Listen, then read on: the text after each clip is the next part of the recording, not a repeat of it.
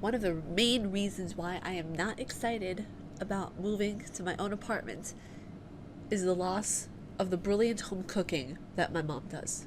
Like, for real, I'm gonna miss that so much. What's going on, you guys? It's your Huggable Hipster here, and welcome back to today's Tea Talk. I feel like there should be like some sort of snazzy intro that goes into this, please, honey, and yes. So today's Tea Talk, we got some tea, we got some fun stuff, and we're missing something completely. There we go, boo-boo. So in today's Tea Talk, I'm really excited. Oh god, okay, you know what? We got tea. We got tea, and it's gonna be nerdy tea, but tea nonetheless. You guys ready for this? You guys, are you sure?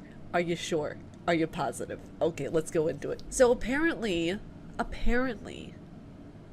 there was a possible leak of the Overwatch character Hero 57. Now, I saw this on Tumblr, and it was actually something that was going around Twitter, and I was like, oh, they leaked the security and, you know, information stuff that, you know, that was for the league and everything like that. That was no big deal. But then I was corrected, and they were like, no, here is the leak that I'm talking about. I'm like, there's a new hero. There's a new hero? What's going on with this? So in the article that I found, Jeff Kaplan's latest developer update teased fans with some information on Hero 27, but he failed to go into specifics about what the new character would be. The only information that he disclosed was that the hero was needed in the game. If you've been wondering who this hero might be, a supposed leak may give you the answer you've been looking for. Now this is the entire Twitter thread that goes over to Tumblr. So now you gotta take this with a grain of salt, because the post was written by someone who claims that they were a visual designer for Blizzard. So just keep your flags up, keep your pandas guarded, okay? Just, you know, keep everything guarded, because who knows? Maybe this person is a fraud, maybe it's real, I don't know. I really want this to be real, because that would be absolutely amazing. He's a tank who we are trying to make an anchor-like tank, Orsa, and Rain Dart. He has a whopping 650 HP, 400 of it is armor. He has a gun similar to iv'e's on his left arm does, and significantly less damage, the user wrote. The user also adds that this is a tank hero who is not meant to brawl. Instead, this hero is specifically designed to protect their teammates, kind of like the Archangel is, but apparently this guy has more of a prominent role from what I'm reading. So if you guys want to read the rest of the article, it will be down in the description below per usual. I just feel like if this is true and this is something that's actually going to be a thing, then bless Blizzard's heart. I mean, you know, I've become such an obsessed fan of Overwatch. I absolutely love it. But still, if this is true, let's wait for an official release from Blizzard. I really hope that it's true. I really do. So all of us Overwatch fans can conglomerate together in joy of the possibility of a new Hero 27. And next up on the list, we gotta talk about some Outlast, because there is some news. Hair, get back over there. Thank you. You're what are you doing? There is some new Outlast news that's come out, and I don't know if most of you guys have heard of this. Well, a lot of you guys have, because you are gaming nerds like me. But Outlast has come out with a story mode that is actually safer, and you die less, but you can still die. It states here that Outlast 2 has been updated with a new story mode designed for players who want to explore without having to worry so much about monsters. Now, I have a bit of an iffy situation trying to understand, why would you want to go into a horror game in the first place without wanting to experience the monsters? There's just no point of it. If you're in a horror game, you are there to not only experience the ambiance, the smell, you know, the great coffee, but you're there to experience the monsters, because the monsters make up about 50% of the game. The Outlast 2 patch available now adds to the story mode and makes other changes in the pacing to create a smoother experience for players not looking for a challenge. Playing the game in story mode means you'll run into less enemy encounters, take less damage when spotted, and have an easier time sneaking past enemies thanks to the reduced perception and speed. According to developer Red Barrels, the intent is to allow players to explore the game's world more freely. However, this is very different from Soma's safe mode, which eliminates all combat entirely. This is completely different, I realize that, but whenever you're looking at it from a gaming standpoint, from someone who absolutely loves horror, who loves the, you know, the creepies and the crawlies, you kind of want to keep the demons in. You don't want the intensity to be taken down. That's like playing Resident Evil without the zombies. It just doesn't work. I went back and I wanted to see if there were any really big changes in Outlast 2. So I went and I played a little bit of story mode, And by the way, just to clarify, you guys can have the updates on PC and Xbox One. I don't know about PlayStation 4 because I don't have a PlayStation 4, so I'm assuming it's for PlayStation 4 as well. But yeah, I actually asked Red Barrels if they had the update for all platforms. They responded back to me saying yes, so you're welcome. So I went back and I played a little bit of story mode. It was so significantly easy. It was just so much easier than the first time around whenever you're playing the game. Like, I saw an enemy that didn't even notice me, and it just, like, I didn't even take that much damage. So for me, I think that's kind of a letdown. Like, for a story mode, I had like the thought in my head that there was like an extended story or something else like was going on. Maybe the preacher would be in the game more. I don't know. I had like a different thought entirely in my head of what a story mode might be. But yeah, story mode just means it's easier and you just get to experience more of the story of Outlast 2. Now, if I'm going to be completely honest, the story of Outlast 1 was a little better than the story of Outlast 2. They went too cultish with this one, and I understand how everything ties together after replaying the first game and playing more of the second game again. I understand how they were tying everything in together, but I feel like with this one, they should have at least brought back some of the insane asylum in a way. Just to, I don't know, I feel like at least just as a little bit of an Easter egg to give that Aristotelian unity, just, I don't know, something along those lines. Because if you noticed in the first game from the second game, if you've never played the first game, you would think it's a completely different game. Now, honestly, if you played Outlast 2 before you have ever played Outlast 1, you would think it's a completely different game, and you would not think that it makes sense whatsoever when playing it, and you would not think that it's associated even with Outlast 1, because there's so many differences and there's so many different themes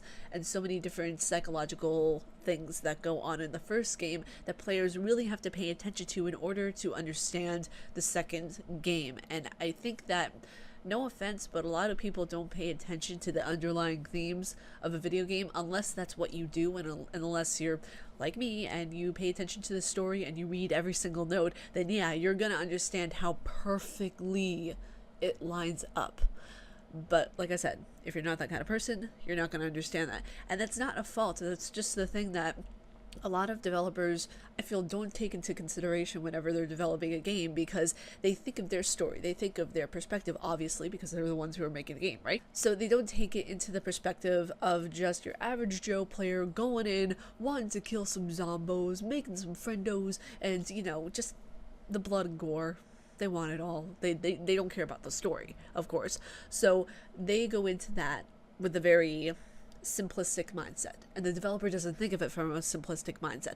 So I understand it from both points of view, but at the end of the day, with Outlast 2, it really was an awesome horror game. There were some like little things here and there that I didn't quite understand of why they did this versus this and yada yada yada, but overall I really did enjoy the gameplay. It freaked me out entirely with the new creatures that they added. Oh my god, that was awesome. But I would recommend it in a heartbeat. For those people who do want a less of a scary experience, then yes, play story mode. It will get your heart still racing, but you have more of a chance to explore your area and, you know, be one with your surroundings, as opposed to running and dying and hiding all the time. And now for some YouTube news, because we always love a good bit of cringy YouTube news, don't we? Jake Paul is getting his own talk show on YouTube Red.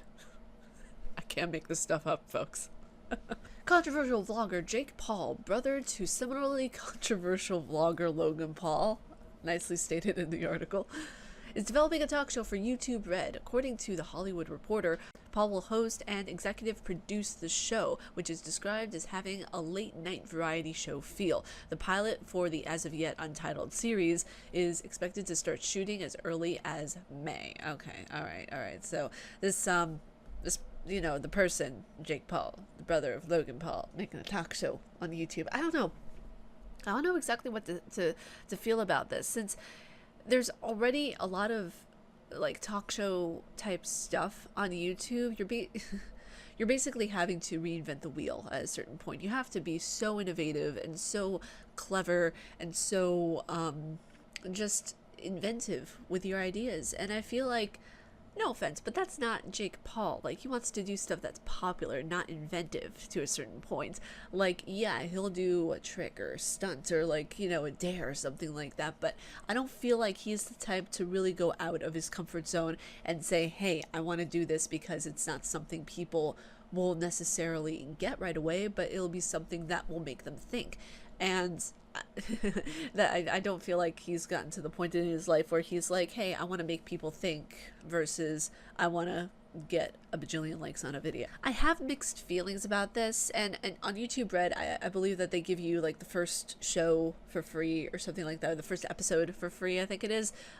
So if the first episode of his talk show is free, I will definitely watch it and let you guys know what I think.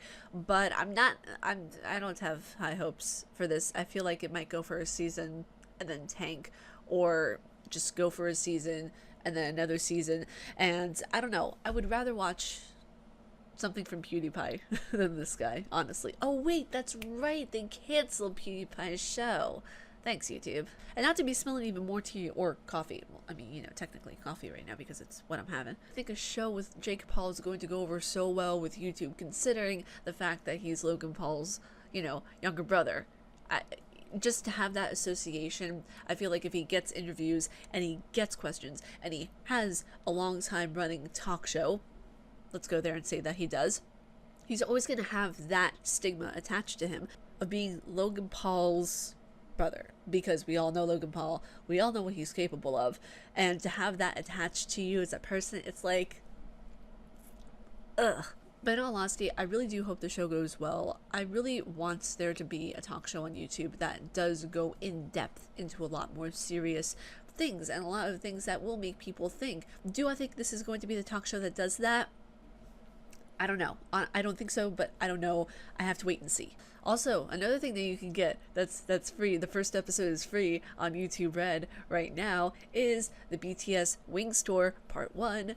Yay, hashtag army, hashtag let's watch it and get it up there in views, because the BTS boys deserve it. Yeah, you can check that out free. I'll put a link to that down in the description below, because I watched the first episode of the Wings Tour journey that they did, and it was one of the sweetest things I've ever seen, and it made me go aww constantly. So, and now for our last part of the video, which is our question of the day. I asked you guys, who would you want me to collaborate with in the future, big or small creator? And I got a reply from Peter Turner. Peter Turner, thank you so much for the reply. And he said, do you mean if you could choose anyone, or do you want someone that could realistically happen? I'd love to see you turn up in one of Daz Black's skits, or spill some tea with Philly D. Oh my gosh. And that actually rhymed too, so thanks for that, Peter.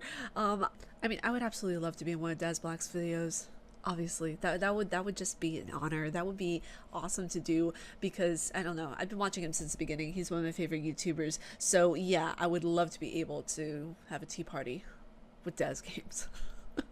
Also, Philly D, I mean, that would just, I don't even have words for that. That would just be an awesome thing in itself, to have a tea talk with Philly D, talking about some current topics, get the tea spilling, talking about the recent or past drama that's been going on with YouTube. I mean, there's so many things, there's so many endless possibilities, just so much room for stuff, so many activities. But honestly, Anna, I would love to do a collaboration with both of them. And Shane Dawson is one dude I would absolutely love to collaborate with, because I am a cringeworthy mess. He is a cringeworthy mess. We can all be a cringeworthy mess together, honey. Okay? But that is it for today's Tea Talk. If you guys like my face and what I do, please be sure to subscribe and hit the bell down below, because I make videos every damn day. Stay casually nerdy, you guys, and I will see you all in the next video. Peace.